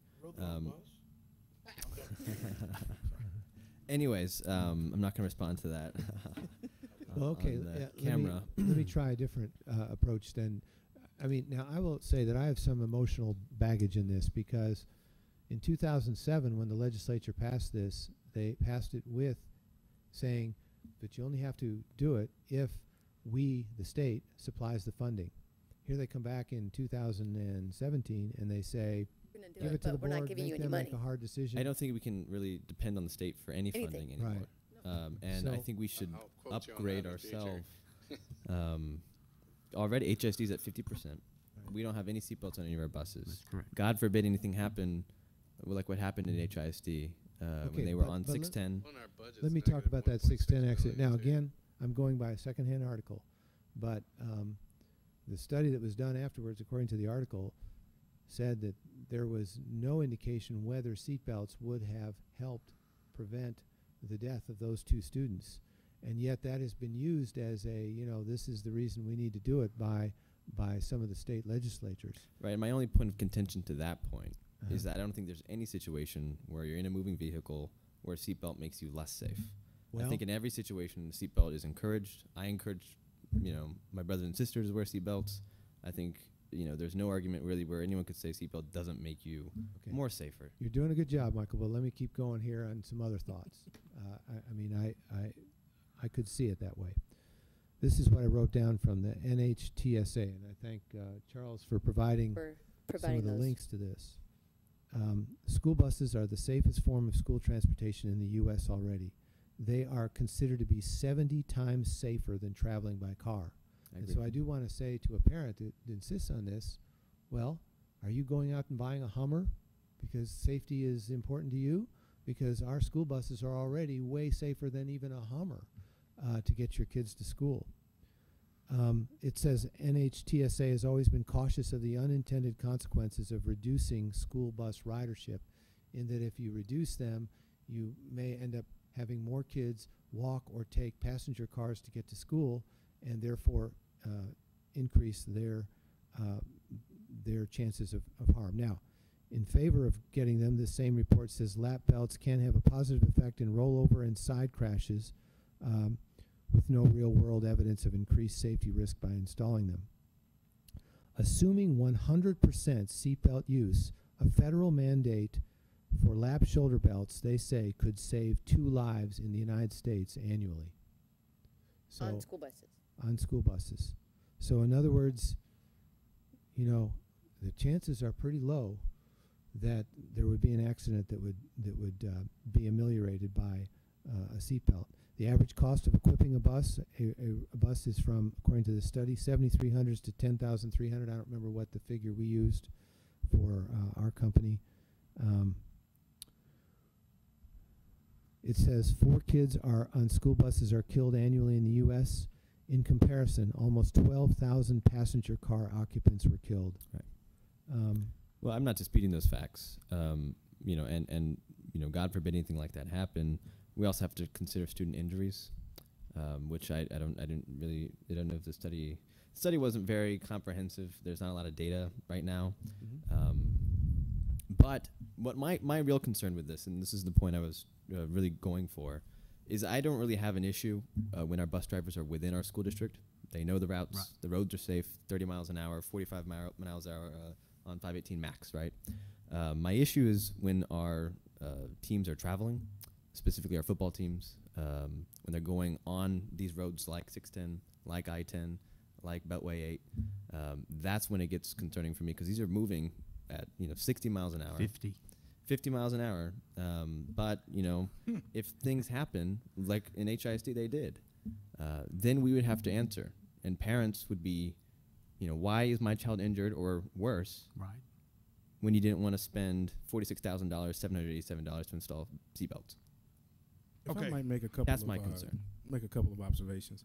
I did a lot of reading on this over the weekend, and I saw the NTHSA studies and I also read Senator Garcia's. I read the bill, and I read her statement of legislative intent, right? And after reading all of that, the question comes back to, well, number one, they're not telling us to go back and put seat belts on all the buses that we have right now. Senator Garcia was quoted as saying in a Chronicle article that she's saying spend your money differently, right? So the actual thing she said, the quote was, instead of buying 10 buses, buy 8 and buy the ones with school with seatbelts, right? And so, no, they're not providing any funding, but the law requires us, in my opinion, every time we buy new buses or buses that are at 2018 model year or newer, we have to decide as a board whether or not we can afford to put the seatbelts on. And if we can afford to put the seatbelts on, then we put the seatbelts on. It's not a question of, it's not a question of retrofitting. It's not a question of how effective they are at, because we could discuss that, right? But I think the bottom line question that's before us today is, can we afford to put seatbelts on the buses that we're getting ready to buy, right? And that's kind of like, I can't figure out how I can say no to that. Yeah. Well, my answer would be this. the same night that you are considering this item, you're Right. spending $70,000 on people coming during Hurricane Harvey to ensure the safety of kids, roofs, buildings, etc., when they came back to school on September 5th. Which of those two is a better expenditure of funds? Equal. They're not mutually exclusive. They're not though. mutually exclusive. Well, yeah. they're not mutually exclusive, but I'm saying there will never come a time when you say that this must take precedence over every other safety need in the school district. That's true. That's true. But at this juncture, and again, the law is not written to say that we have to decide that every school bus is going to be purchased by the Pearland ISD from here on out is going to have seatbelts, right? So we get the chance to make that determination every time it's time to bring some new buses into the fleet, right? And so it seems that over time, well, I guess the Senator Garcia, her desire was that over time you end up with a complete fleet of seatbelted of buses with seatbelts. Completely agree with you. Right. I think it would be almost foolish not to do it for newer buses moving forward. And we have a 15-year life cycle of buses that of 7 of which we're trying to replace, of which I guess we're going to sell or something like that. We'll move them down to coach buses. Yeah, coach buses. So moving people not on daily routes, right?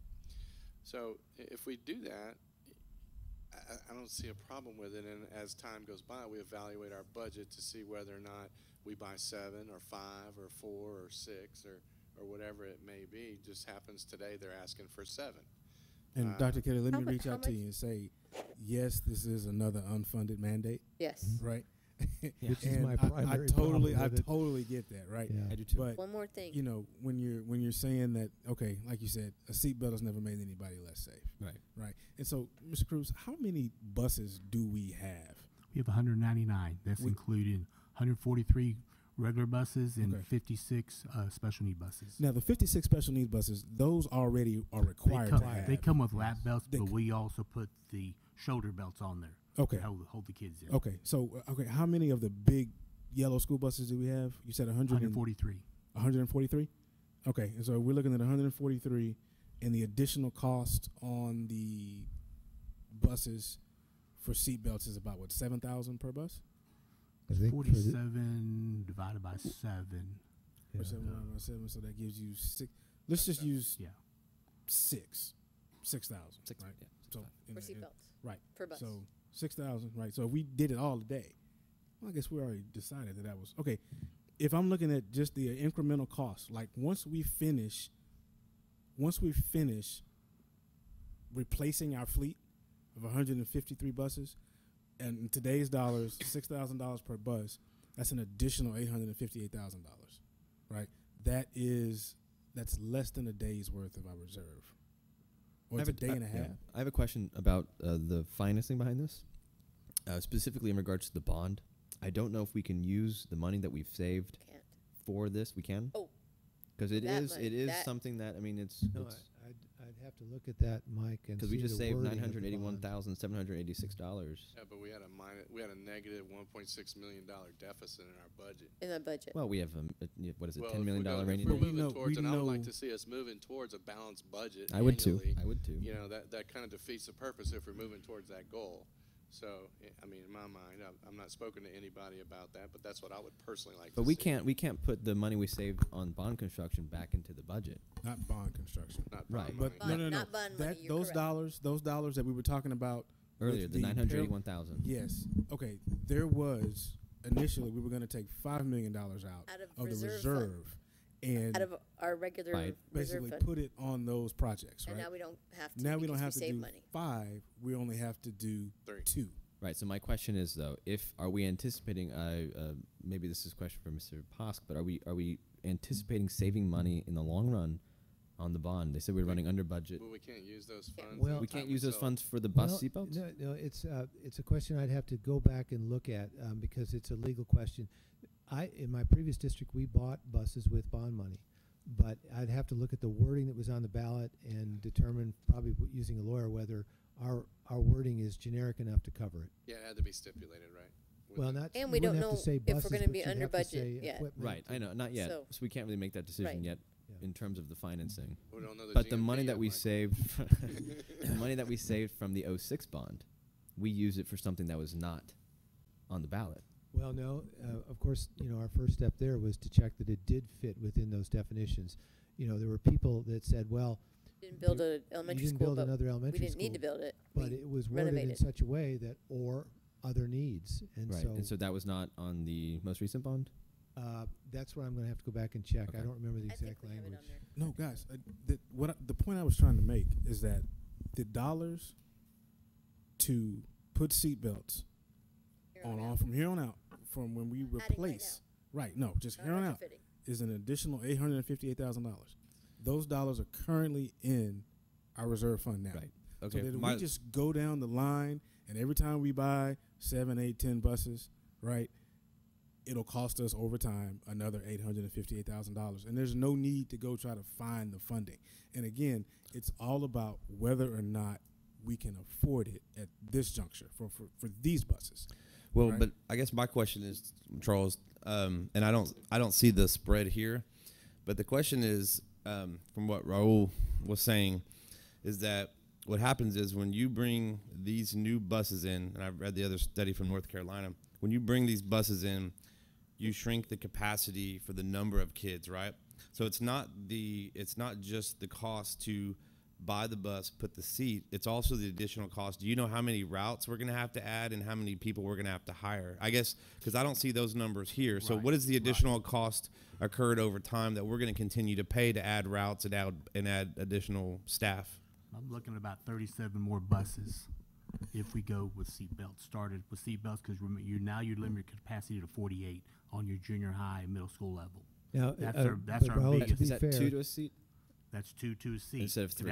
Yeah. That's our biggest population of kids. but that Raul, transport. to be Right. fair, you're talking about doing the entire fleet. It would Well, require that. but even to Charles' point, eventually, let's say this takes us 5 years Have to to buy more buses. Well, that's what I'm saying, because the long and term pact is the number of routes and employees that we have to pack. And I guess my question is, where does that number? Do we not have that impact number?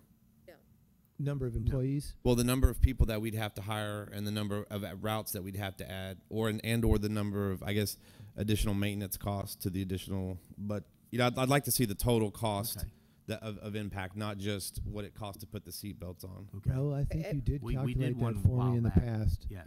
So we'll have to get that again. Raul, we- if we were to say, we're gonna start, we want seatbelts on the buses that we buy now, and you're saying that we're buying, in the proposal, we have 7 buses that are not outfitted with seatbelts, right? Right. So, are we gonna need more than those 7 this year, because we're putting seatbelts on them, because we've lost capacity? We So- will. We So will how probably- many now we- then do we need this year? Right now, if we do 7 now, we will have to, if we put them on a route, I'm gonna say take Oak Brook.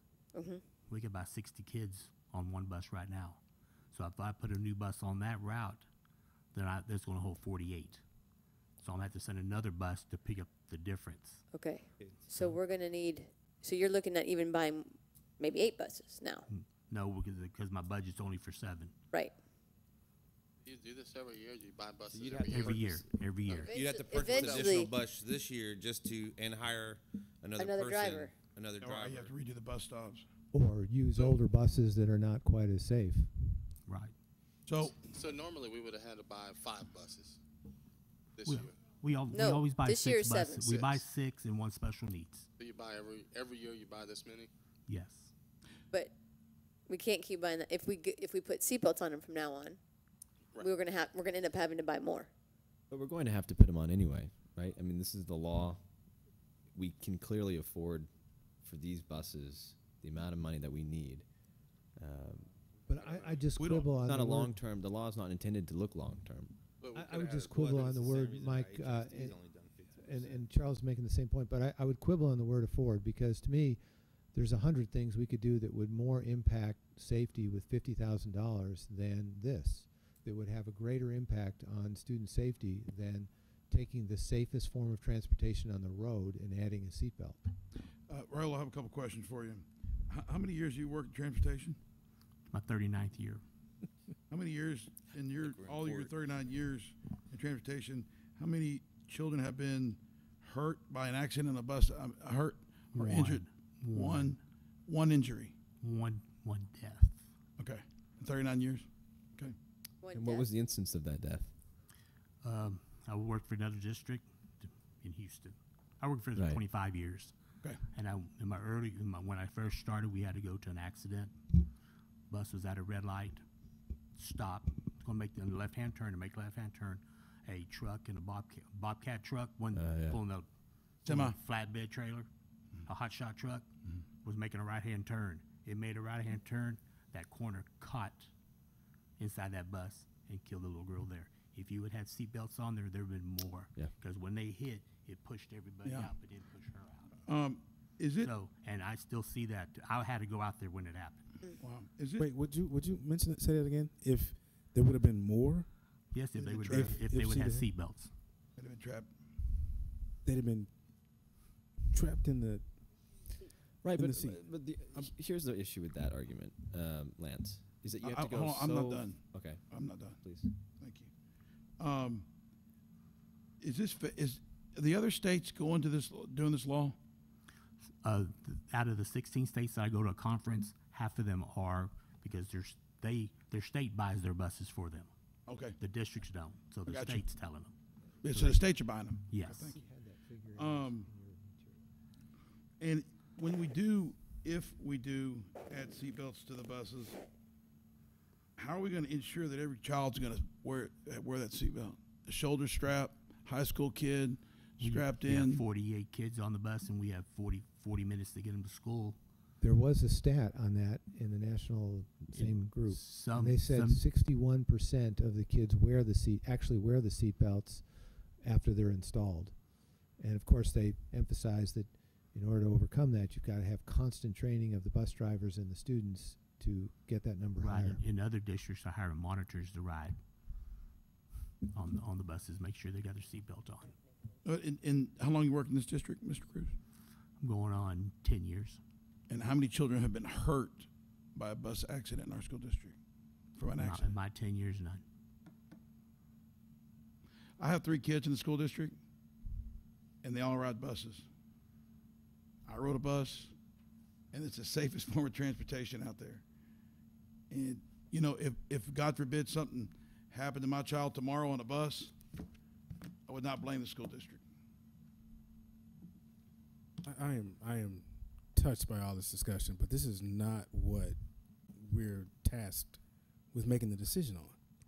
We're not tasked with making a decision on whether or not we agree or how effective they are, or how many kids have been hurt over the last 10 years. We are tasked, if the law state, the amendment states, right, that if it's cost, what's the wording? Cost effective. If it's cost effective, we No. do not have to. No. If we can't afford it, basically, is what. If we can't afford that, then we don't have to do it. Okay, so But from that point, let's get back to the numbers we were talking about. Mr. Cruz, the part you were talking about was very interesting, is that down the line, those 143 buses that we're going to replace at some point in time, that number grows by some percent, right? So we'll have to buy extra buses. Correct. And 28, right. and you're having extra drivers, and it affects routes that you're on right now. Okay. From that standpoint, without that number, and I understand the law doesn't look long term, but what are we looking at long term as far as we're going to have to replace those buses, right? What does that number look like if we replace all those buses with the ones that have seatbelts? Are you following what I'm saying? All 143. All 143, because that's where we're going, right? Yeah. That's where we're going. Well, that's what he calculated that for us at about, and this is just the cost of retrofitting, not the cost of additional drivers and all that other stuff. 2.9 The $3 million million that was in yes. okay. No, but That is only the retrofitting cost. That's the cost of retrofit. Charles, Retrofit. are That's you- not the long. Okay. Okay, are you asking for ultimately if we have to go and replace buses, how many additional buses will the lower number of students cause us to buy? Exactly. That'd be 28 buses at $21,000 per driver. That's I'm sorry, you said 28 buses? 28. Where did you get the 28? It's in there. It's in this write-up. If you retrofit. Yeah, that's if you retrofit, right? And I guess over the same amount of time. Yeah, we never had nothing about 28. Oh, 28's on for the It does say that here, but that is. Really, our transport has calculated we would 28 need new 28 buses. new buses to meet current ridership levels. But that's if we replace them all right now. Okay, to meet Instead of current staggering them ridership out levels. over the course of many years. Replace them all. That's what you're trying to find out is how many additional buses it would take. Eventually, So it Right. was in there. Huh? It was in there in the previous reports that we've done. Okay, so we're looking at 143. Well, okay, again, I'm just trying to go back to the numbers. We're looking at, we've got 143 of these buses now. Over time, we'll have to buy another 28. Right. So that's 171. 7 plus 28. But the And now these 70 cost year us. plus 28, right? These But run let's- us about But let's assume though. $105,000 a piece. Yes, sir. But let's 100 just you still have a driver at 21,000, right? Yeah, I haven't even gotten to the drivers yet. But I mean, I think I don't know. I think we should consider these seatbelts in our future buses, right? I mean, let's assume we do. Do you know, Really, Raul? Do you know what the annual differentiating maintenance cost is going to be the cost on one of the bus? drivers for I those don't tip of 28 buses. I don't tip of my. I mean, if you want to really add the $7,000 $7,000 in per bus, for 144 buses plus 28, That's why I think it doesn't make sense. I agree, Lance, to put seatbelts on school buses that stay in the district. But if they're traveling, I do think there should be seatbelts. So specifically, if they have all the sports gear. It makes no sense. The justification being, let's cram them in there like sardines, 3 to a seat, Right. and travel on major highways. I think when the Especially football- in Houston right, traffic. when the football team travels, they do put two So- to a seat. They take 3 buses. Which would be great for seatbelts. So my daughter, they just bought a brand new bus for their university, and she travels. The rule is 7 hours. About the same height as a charter bus, about the same height as a school bus. And there's It's a university. Yeah, university, and they don't have seatbelts. I don't understand why. I They don't mean, have the state legislature telling them what to do either. But what's the law that? is saying They don't we have the to state have legislature telling them what to do. At least the I Texas state understand that, but legislature. it's if we can afford it. If we can afford it, I mean, if we budget it. Well, in, we we're can talking afford about it. a lot of money here. Where would you take these 7 buses? So if I'm understanding correctly, for the elementary school kids, we use the same What- buses to transport Well, everybody. what right? we do, we have a matrix that we set up. We take a driver that's been here 5 years, check, do they come here, do they come to work every day? How they clean their bus? How long is their route? We just fill it all out, then that's how to determine what routes they go to. We just don't say, you get one, you get one, you get one. We have a matrix that's fair to everybody. In previous, if you've been here 20 years, you got a new bus every year, but we did away with that. So now everybody has a fair share of getting a bus once they've been here for 5 years. Okay, and so if we bought these, I guess it's 6 buses with the Correct. Seat belts. Those you can't say that those buses will transport. We'll put those on the elementary routes because you use all the buses for all the routes. All 3 right? tier, correct. Okay, so if you affect the capacity or the carrying capacity, you affect it for all levels of school, right? Correct. Okay. Well, But the carrying capacity at the junior Yeah. high and middle school is far That's- higher that's than at correct. elementary or high school. But what so it would Raul's be point- negligible on Yeah, those. But So wait, no, the but capacity- Raul's point is that you make the elementary run with the same bus that you're making the middle school and the high school, so you've got to have enough room for the elementary kids. Right. Putting more kids on those buses. So what you end up doing, okay, so now I'm getting where, okay. So what you end up doing is, because you have to bring the big kids and the little kids, you got to build it to carry the, do you still put 3 seats? I mean, do you still put 3 seatbelts? Elementary, yes. There's 3 on each side. There's 3 on each side. So there's elementary. Right, but so for those buses, you can put 3 seatbelts Yes. in a seat, right? Yes. Okay, so for the elementary kids, you can sit them in there 3 to a seat. Yes. But for the other routes, can't you have to 'cause put them in there because 2. The seats are 39 inches Right. long. Right. So you're looking at 13, 13, and 13. So I the- don't- the buses. I take 2 of them. So So the buses, and correct me if I'm wrong. Right now, for a bus with no seatbelts on it, we run 3 to a seat for elementary, on elementary. and 2 to a seat for. No, we run about 59 on a junior high level. That's our like I said, that's our highest capacity, junior high, middle school. Okay. So our drivers knows we can put you, 3 you together because you'll fit, but 3 of us won't fit on a seat. So, you know, the driver knows to match them. I get they it. can I get get on it. there. But so that's when where we there's a buy side them though, there's going to be 3 seat belts on the bus, right? Per Correct. seat. But you can sit 1, 2, or 3 to a seat as you do. And so these big buses, they carry how many? 71. 71. So you put, like you said, you put about 60 on for the junior high and middle school. Okay. I thought it was 77. It says on here 77. But it's to on max. it's a 71. It's built on a 77 chassis, but there's 71 capacity on there. I'm sorry, it's built on a what? It's a capacity of 71. So They no built more it than on a 71 students. Yeah, they built it on a 77 frame. Okay. So Okay. it, All right. it kind of seems, and maybe my logic is going, okay, why then, if we can be flexible with the number of kids per seat, why then would it take more buses if we put 3 lap belts on each seat for the new buses? They're 3-point seats. They come across. Right. So you and I sit together, you won't be able to get the middle one. That middle one's gone. The Okay, middle now one's gone. Okay. So even for elementary school, the middle's gone. Okay. It's not normally in the annual budget. No, it's in there, and this amount was already To replace regular. for 7 buses was To already replace placed in regular, there. so we're just we're considering the additional. Well, no, Well, no, we're no, considering.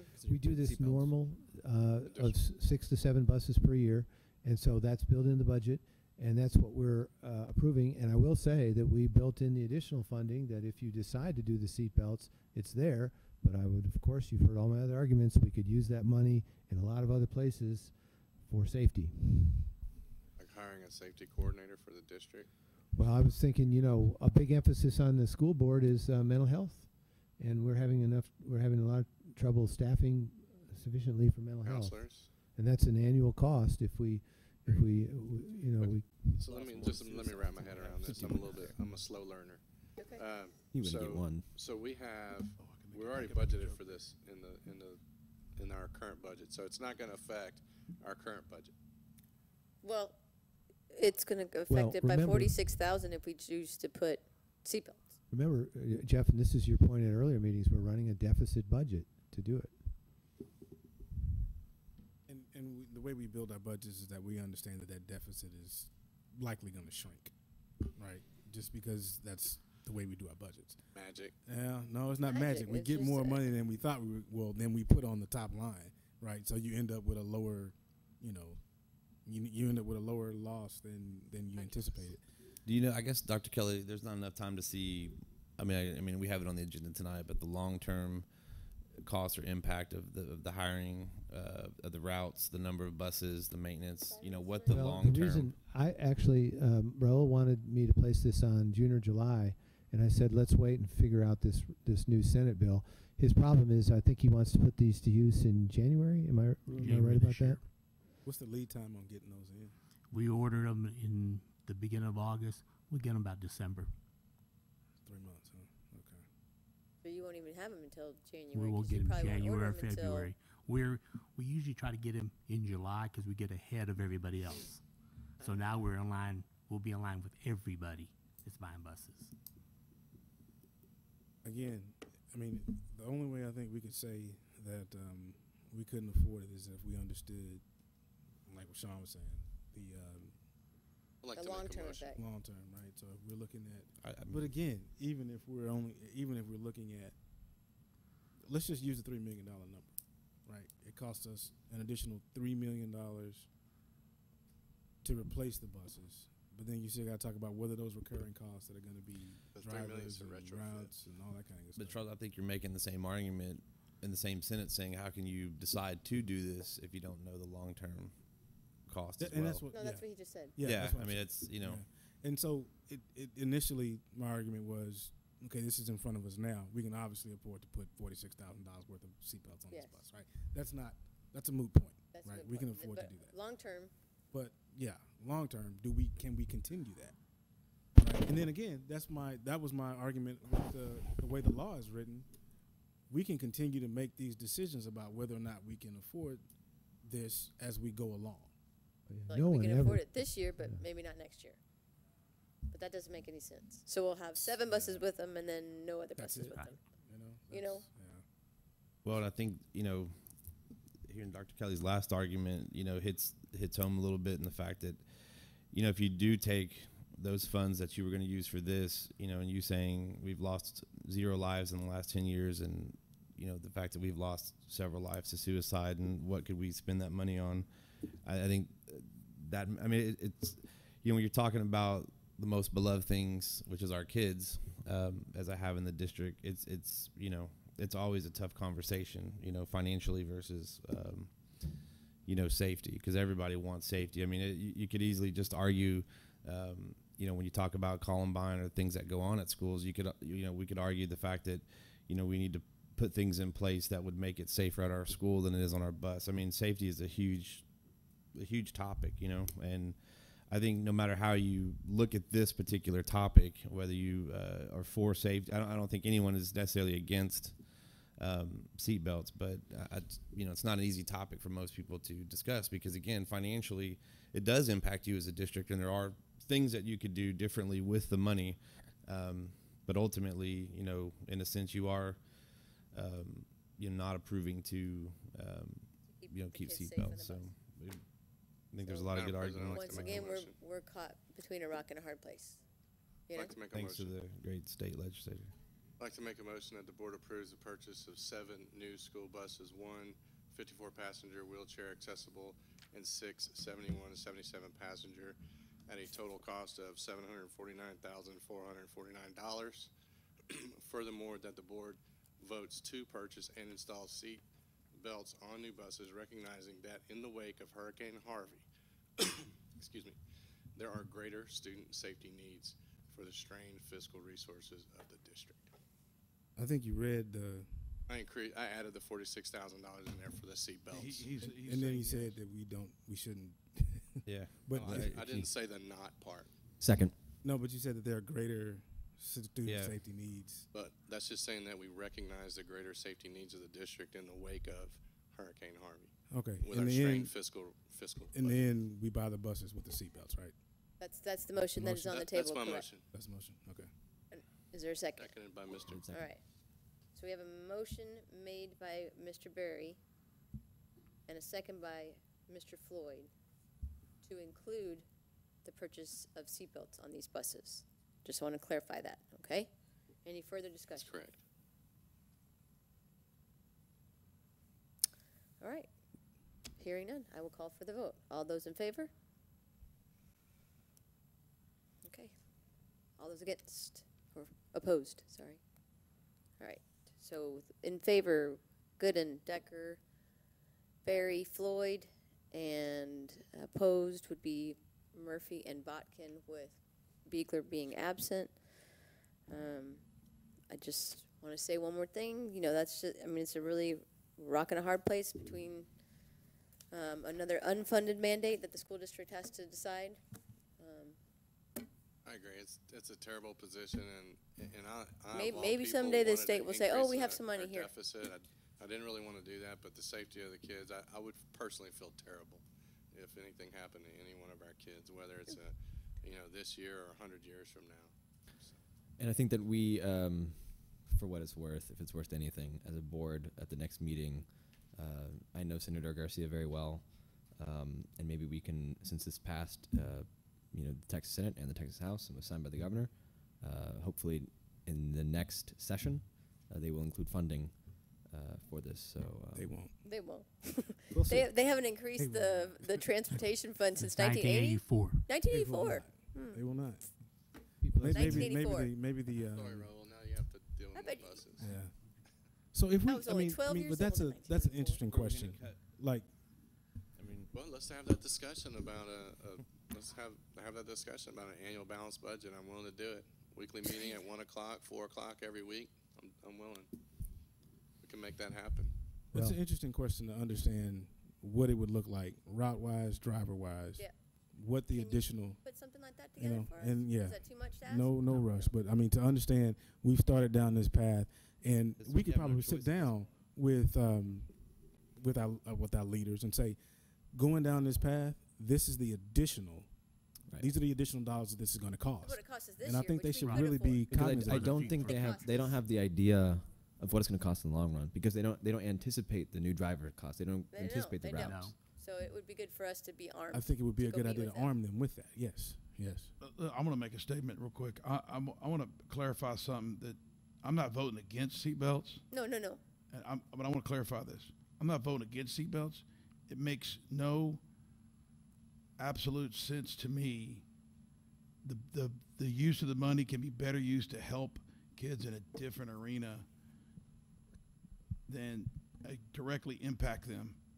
Then if the state's not going to give us money and they're going to mandate this quote unquote mandate, then we can use that money for something else. I'm not voting against seatbelts. Nope. I'm voting the money should be used for something else that can directly impact our kids, which we have a major problem with suicide. I keep talking about that.